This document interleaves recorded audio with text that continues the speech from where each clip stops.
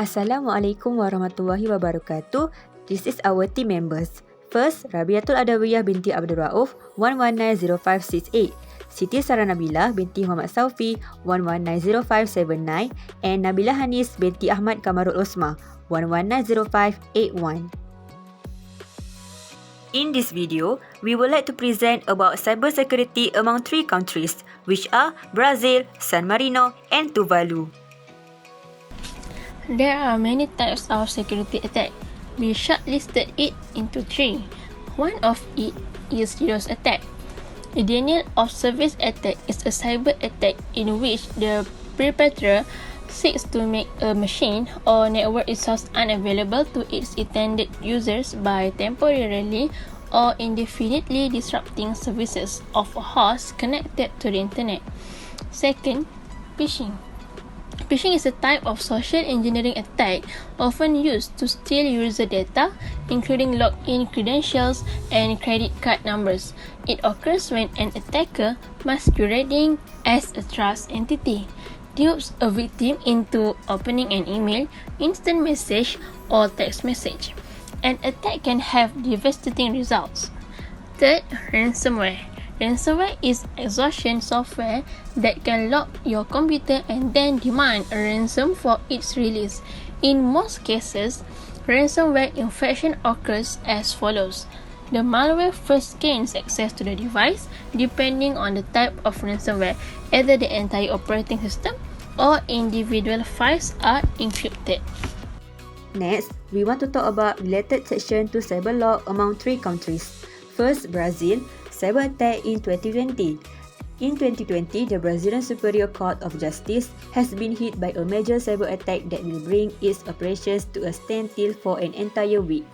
A virus was found in the court's network, and as a precautionary measure, the links to the internet were disconnected, prompting the cancellation of trial sessions. All the court system, including email, as well as the telephony setup, also became unavailable as a result. Second, ransomware attack on Brazil's meat packer company GBS in June 2021. A ransomware attack on the company that disrupted meat production in North America and Australia originated from a criminal organization likely based in Russia, the White House said on Tuesday. Next, San Marino used internal network penetrating testing, a real ethical hacking approach where they act just as hackers would. After that, San Marino used mobile application security audit. Cyber Threat Defense performs penetrating testing and code review on all platforms for mobile applications and has created a dedicated testing environment. And then San Marino used Wi-Fi security audit where the wireless networks extend the internal environment to potential external attackers within range. Lastly, Tuvalu has Telecommunications Cooperation Act, where the offences and penalties include persons that involve in modifying or interfering with messages, interception, and disclosure of intercepted messages. Second, Tuvalu has specific cybersecurity operational network, where the creation of network of the government-designated cybersecurity incident response officials from across the Pacific.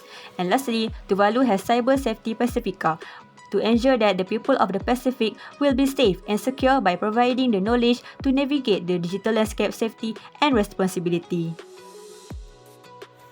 Move on to the type of penalties based on the cybercrime committed in three countries of Brazil, San Marino and also Tuvalu.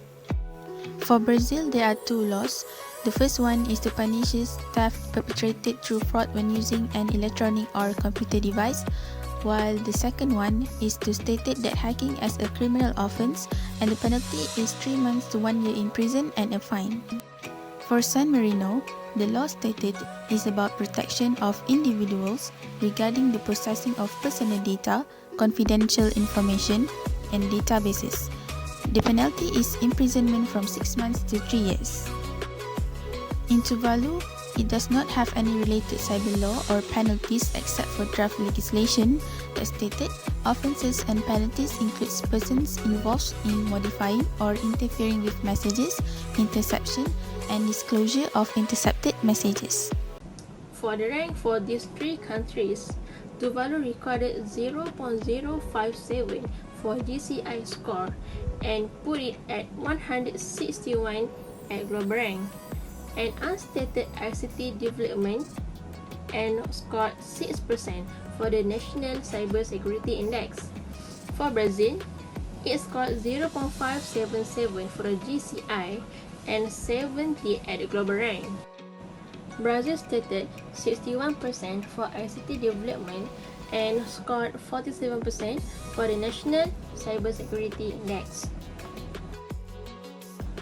Lastly, San Marino scored 0.075 for GCI and 154 at the global rank, and unstated ICT development and also unstated National Cybersecurity Index percentage. To be concluded, Brazil is the country with the best cybersecurity compared to Tuvalu and San Marino. Next, we want to talk about talk and recommendation on cybersecurity in these three countries. The recommendation on cybersecurity in Brazil. Brazil is a well-known country with their good reputation football team, but in the other side, they need to improve their cybersecurity law and standardize it as the rules may change and unfixed. It is impossible to make Brazil an outstanding country with good cybersecurity system as the other country. Second, Brazil should hire more professional authorities to help them improve their security system. It is a possible move, perhaps with more improvement and with the help from other countries.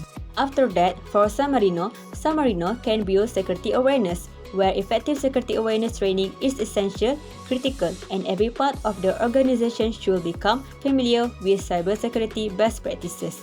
Second, San Marino should have a plan that explicitly addresses authentication because any cyber initiative that does not include a focus on strong authentication is woefully incomplete. Lastly, San Marino can implement a design security strategy. San Marino must address cybersecurity from both technological and non-technological perspective. Next, for Tuvalu should have an officially recognized national or sector-specific research and development programs for cybersecurity standards, best practices, and guidelines to be applied in either the private or the public sector. Second, Tuvalu should have an officially recognized national or sector-specific educational and professional training programs for raising awareness with the general public. Third, Tuvalu should have public sector professionals certified under internationally recognized certification programs in cybersecurity. Lastly, Tuvalu should have any certified government and public sector agencies certified under internationally recognized standards in cybersecurity. Next, Islamic perspective related to cybersecurity. In Islam, prohibition on hacking or unauthorized access can also be found in the Holy Quran when Allah Subhanahu wa Ta'ala says in Surah An-Nur ayat 27 and 28 that stated, "O you who believe, do not enter houses other than your own until you have asked permission. And if you find no one in the house, do not enter until permission is given to you. And if you are asked to go back, go back. That makes the greater purity for yourself, and Allah knows well all that you do." Although the concept of access in the previous verse refers to physical access, it still can be applied in cases who intends to access others' property such as computer or internet sites. The permission is required and need to be before the access. The development of technology can also have good and bad effects on the society. The bad effects are the society is bared to many morally wrong activities such commission of computer crimes, information security breach, or penetration. To conclude, the need for security becomes even more essential. It might be a problem whenever important data is lost, especially regarding the national security.